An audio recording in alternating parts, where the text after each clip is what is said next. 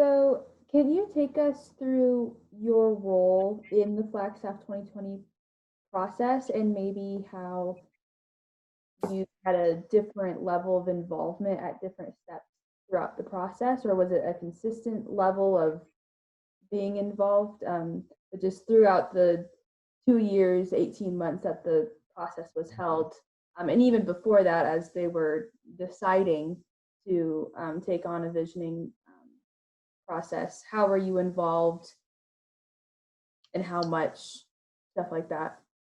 Yeah, well, I got involved right away as soon as the project started. In fact, I believe early in the springtime of 1996, I think I came back when the groups that were sponsoring the project were really ready to take the next step, and we did another planning retreat.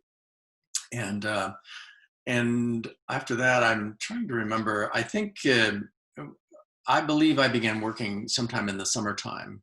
And the project followed a series of steps that I referred earlier to the Oregon model, which has kind of a prescribed set of steps that, even though it varies dramatically from one community to the next, that basic process was very much in play in Flagstaff. So it's driven by 4 or 5 questions. And the initial questions are about gathering information, finding out where the community is today, discovering core values, what are the core values of the community, looking at trends of change.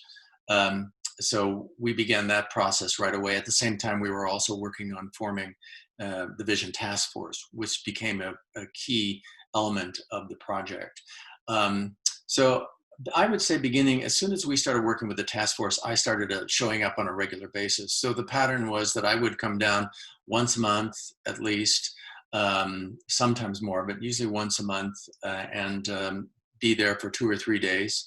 And we'd just do all kinds of activities. It was always a flurry of activities then, meeting with the project management team, which was a smaller subset of the steering committee, working with Kathy Turner, who is the project coordinator, and then also beginning the process of forming and meeting with the Vision Task Force. So it was pretty frequent throughout.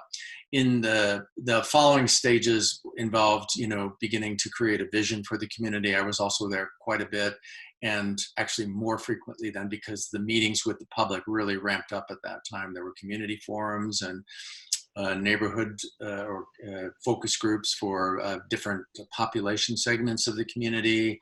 There was our major Vision Summit, which was in December of 1996, which was a huge event, a huge undertaking.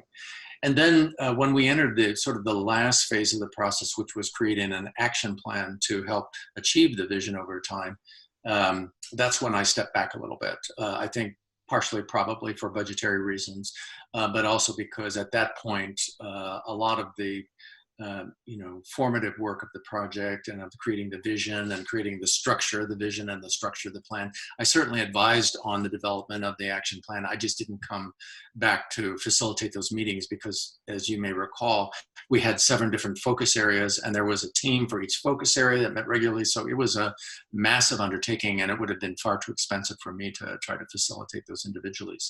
As it turns out, I think it was great because we had citizen volunteers running those meetings, and it got people more engaged in the actual action plan that we created and built ownership in the process because it was truly a creation of the community and of consultant.